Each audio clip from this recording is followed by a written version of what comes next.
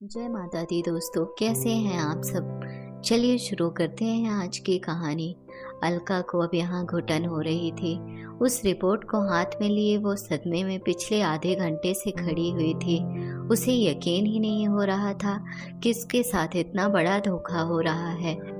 उसका पति सतीश उसके साथ इतना कुछ कर गया, उसे उसकी बिल्कुल उम्मीद नहीं थी। कहाँ तो वो दुनिया भर के ताने सतीश के प्यार में भुला देती थी, और कहाँ ये रिपोर्ट। सतीश का प्यार केवल छलावा भर था, क्या सच है क्या झूठ, उसे अब भी समझ में नहीं आ रहा था। पर इस बात को वो सतीश के मुंह से ही सुनना चाहती थी। लेकिन वो तो अपने परिवार वालों के साथ अपनी छोटी बहन सावी की सगाई में गया हुआ था, उसे अकेला यहाँ छोड़कर। क्योंकि अभी थोड़ी देर पहले काफी हंगामा हुआ था। बरबस ही उसे वो दिन याद हो आया जब 5 साल पहले वो सतीश की दुल्हन बनकर इस घर में आई थी। दोनों की ही अरेंज कम लव मैरिज थी। लव मैरिज जब मजबूरी में अरेंज की जाती है तब जाहिर सी बात है कि ससुराल वालों के दिल में बहू को जगह बनाने में वैसे भी बहुत देर लगती है। शादी कर अलका जब ससुराल आई तो ससुराल में सास सरोज जी, ननंद सावी और देवर सुदेश और पति सतीश ही थे। घर में सास सरोज जी का रुतबा था। मजाल है कि उनके सामने दोनों बेटे कुछ कह जाएं, पर अलका ने अपनी तरफ से कहीं कोई कमी नहीं छोड़ी। अपनी तरफ से उसने हमेशा ससुराल वालों को खुश रखने की कोशिश ही की, लेकिन ससुराल वालों को कभी खुश ना होना था, ना वो लोग हुए। और इस आग में घी का काम अलका के मां ना बनने ने पूरी तरह से किया। शादी के 2-3 साल बाद तक तो सतीश खुद ही बच्चा नहीं चाहता था, लेकिन 1 साल पूरा होते होते तो सरोज जी ने बच्चे की रट लगा दी। उनका बच्चे के लिए इतना मन देखकर आखिर सतीश फैमिली प्लान करने को तैयार हुआ, लेकिन काफी कोशिशों के बावजूद भी अलका कंसीव नहीं कर पाई। इन्हीं कोशिशों में 2 साल और निकल गए। साथ ही साथ सरोज जी के ताने भी तेज होते गए। तब डॉक्टर के कहने पर दोनों ने अपना पूरा मेडिकल चेकअप कराया। पहले तो सतीश तैयार ही नहीं हुआ और ना ही सरोज जी इसके लिए तैयार थी। उनके अनुसार तो कमी अलका में ही थी। बड़ी मुश्किल से सतीश राजी हुआ था, लेकिन जब रिपोर्ट आई तो पता चला कि कमी अलका में ही थी। हालांकि अलका ने रिपोर्ट नहीं देखी थी, उसने तो बस सतीश की बातों पर विश्वास किया था। बस तब से सरोज जी ने सतीश को दूसरी शादी की बात शुरू कर दी। हालांकि सतीश कभी भी इसके लिए तैयार नहीं हुआ। उसने बच्चा गोद लेने के लिए भी कहा, लेकिन सरोज जी तैयार नहीं हुई। अब तो देवर सुदेश की भी शादी हो चुकी थी और देवरानी नेहा ने 2 महीने बाद ही खुशखबरी सुना दी। बस फिर क्या था, तानों का वार और तेज हो गया।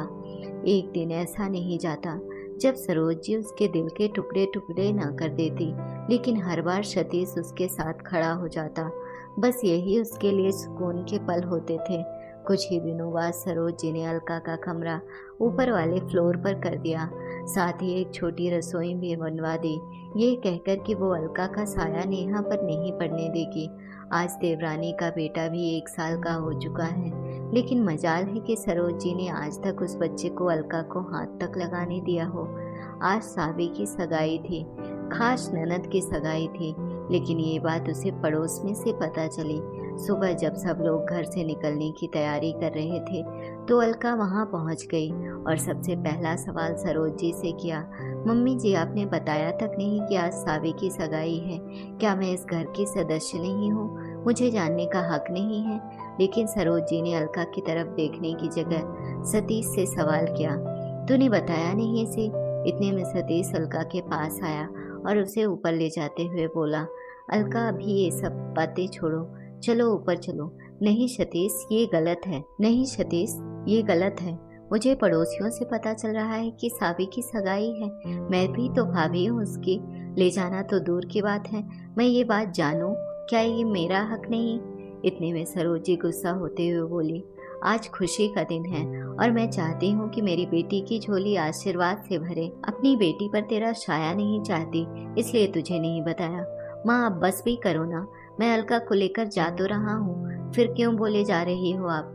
सतीश का अलका का साथ देना सरोज जी को अच्छा नहीं लगा, तो वे सतीश को सुनाते हुए बोले, हाँ तू ही इसका साथ दे, एक बार मेरी बेटी की शादी हो जाने दे, उसके बाद तो इसका इस घर में हमेशा हमेशा के लिए किस्सा ही खत्म करूँगी। मैं तेरी दूसरी शादी करवा कर ही रहूँगी। पता नहीं तू क्यों झेल रहा है इस बांझ को। बस करो माँ, एक शब्द भी नहीं बोलोगी आप। अचानक सतीश बोला तो सरोज जी चुप हो गई। सतीश अलका का हाथ पकड़कर उसे ऊपर ले गया। अलका की आंखों में आंसू बहे जा रहे थे। सतीश उसे समझाते हुए बोला, बस इसीलिए मैं तुम्हें नहीं बता रहा था। मैं जानता था कि तुम्हें दुख होगा, क्योंकि माँ तुम्हें ले जाने को तैयार नहीं होंगी। देखो अलका, मेरी बात को समझो। बड़ा भाई होने के नाते मुझे तो जाना ही पड़ेगा, पर मैं तुम्हारा दिल नहीं तोड़ना चाहता था, इसलिए तुम्हें नहीं बताया। प्लीज मेरी बात को समझो। सतीश अपनी बात समझाते हुए बोला। खूब देर तक उसे चुप कराने की कोशिश करता रहा। तभी नीचे से सरोज जी की आवाज आई, सतीश जल्दी करो, देर हो रही है, लड़के वाले आ गए होंगे। सुनकर सतीश ने अलका को कहा, अलका देखो, मुझे अपनी जिम्मेदारी तो निभानी ही पड़ेगी ना। प्लीज तुम रो मत। अगर तुम इसी तरह रोती रहोगी तो मेरा दिल नहीं लगेगा, और अगर तुम चाहती हो तो मैं भी नहीं जाऊंगा, मैं तुम्हारे पास ही बैठ जाता हूँ। कहकर सतीश वहीं पलंग पर बैठ गया। उसे वहां ऐसे बैठे देखकर अलका के चेहरे पर मुस्कुराहट आ गई। वो अपने आंसू पोंछते हुए बोली, मैं भला कौन होती हूँ एक भाई को अपनी बहन की सगाई में जाने से रोकने वाली। मैं साबी के इतने खूबसूरत दिन को खराब नहीं करूँगी। तुम जाओ, मैं नहीं रो रही हूँ। कहते हुए अलका ने सतीश को वहां से विदा किया। सतीश को विदा करने के काफी देर तक अलका यूं ही चुपचाप बैठी रही। फिर पता नहीं क्या सोचकर अलमारी की सफाई करने लगी। उस अलमारी की सफाई में जिसे सतीश कभी हाथ तक नहीं लगाने देता था। काफी दिन से सतीश अलमारी की सफाई करने के लिए कह रहा था। सो अलका ने सोचा कि सतीश को तो वक्त मिल नहीं रहा है, इसलिए वो ही इसे साफ कर देगी। और अलमारी की सफाई करते समय ये रिपोर्ट वाली फाइल उसके हाथ लगी। बस तब से अलका यूं ही शौक होकर बैठी हुई थी। कुछ सोचकर अलका उठी और घर को लॉक कर बाहर निकल गई। कुछ देर बाद सब लोग घर पर आ गए। तब तक अलका भी घर आ गई। जब अलका वापस घर आई तो सतीश ने उसे देखकर कहा, अलका कहाँ गई थी तुम? उसे देखकर अलका को बात करने की इच्छा नहीं हो रही थी, पर फिर भी बोली, डॉक्टर के पास गई थी, मन कुछ खराब हो रहा था। क्या कहा डॉक्टर ने? सतीश ने फिक्र जताते हुए कहा, डॉक्टर ने कहा कि मैं माँ बन सकती हूँ, मुझ में कोई कमी नहीं है, इसलिए आते समय रास्ते में से मिठाई लेकर आई हूँ। कहते हुए अलका मिठाई का डब्बा लेकर सतीश के पास आई और उसे खोलकर सतीश का मुंह मीठा कराने लगी। पर सतीश ने उसका हाथ रोकते हुए कहा, पर अलका, वो पिछली मेडिकल रिपोर्ट तो? अरे हाँ, वो मेडिकल रिपोर्ट, उस रिपोर्ट में तो कहीं नहीं लिखा था कि मैं माँ नहीं बन सकती, है ना सतीश? अलका ने प्रश्न भरी नजरों से सतीश की तरफ देखा।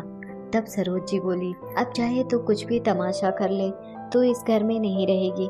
अब तो मैं अपने बेटे की दूसरी शादी करके ही रहूंगी।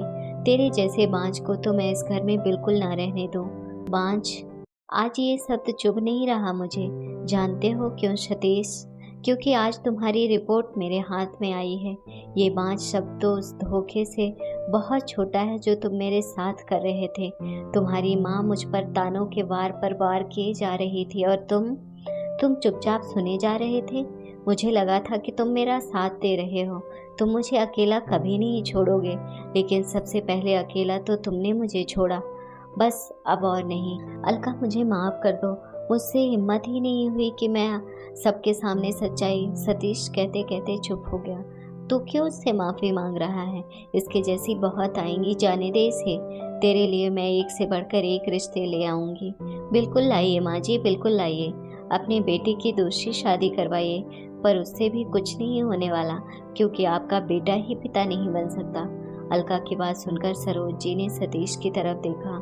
सतीश गर्दन झुकाए खड़ा हुआ था। सरोज जी को समझते देर नहीं लगी कि आखिर सतीश किस बात की अलका से माफ़ी मांग रहा था।